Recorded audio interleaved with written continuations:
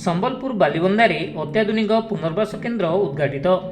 संबलपुर समेत आखपाख अंचल दिव्यांगजन को अत्याधुनिक चिकित्सा सुविधा जोगाइदेवा लक्ष्य केन्द्र शिक्षा मंत्री धर्मेन्द्र प्रधान पवित्र नुआखाई अवसर में संबलपुर बालिबंधारे प्राय 23 कोटी टंका व्यय निर्मित अत्याधुनिक पुनर्वास केन्द्र उद्घाटन करछन्ते।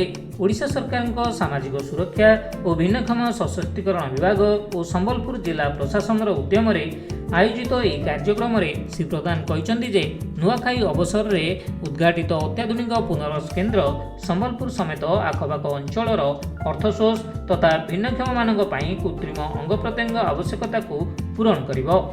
ए केन्द्र प्रतिष्ठा करिथिबारु ओडिशा सरकार सामाजिक सुरक्षा एवं भिन्नक्षम सशक्तिकरण और जिला प्रशासन को धन्यवाद जणाइछन्ति केन्द्र मंत्री।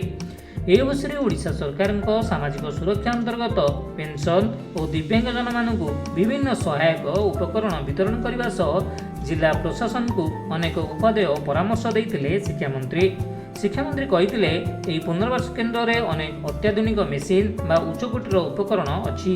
यह मेसीन परिचालन पर डाक्तर मान प्रशिक्षण मिलवा आवश्यक। यह एक कर्मशाला आयोजन होगा दरकार।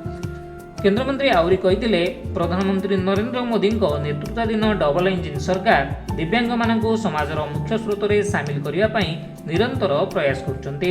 आगामी दिन में संबलपुर में समस्त दिव्यांग मानक तालिका प्रस्तुत करा जाऊ। प्रति मासरे ब्लॉक स्तर में भिन्नक्षम मानक उपकरण बंटा जीवा सह दिव्यांग छात्र छात्री मानक पाठपढ़ार व्यवस्था करा जाऊ।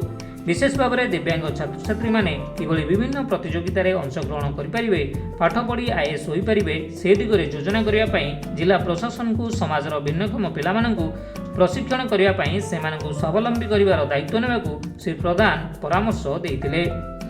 उल्लेखनीय जे उद्घाटित पुनर्वास केन्द्र में दुईटी मुख्य यूनिट रही जथा रोबोटिक फिजियोथेरापी यूनिट एवं एडवांस प्रोस्थेटिक बा ऑर्थोटिक यूनिट। एठारे प्रतिष्ठा होइतिबा केन्द्र में मोट 23 कोटी ऊर्ध्व टंका खर्च होइतिबा बेले ए मध्यरु रोबोटिक फिजियोथेरापी यूनिट पई प्राय 19 कोटी टंका एवं एडवांस प्रोस्थेटिक बा ऑर्थोटिक यूनिट पई प्राय 4 कोटी अधिक टंका खर्च करा जायछि।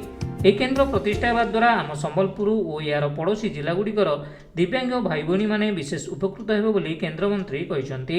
यह कार्यक्रम में ओडिशा सरकार ग्रामीण विकास पंचायत राज एवं पानीय जल विभाग मंत्री रवि नायक एवं स्थानीय विधायक जयनारायण मिश्र उपस्थित थे।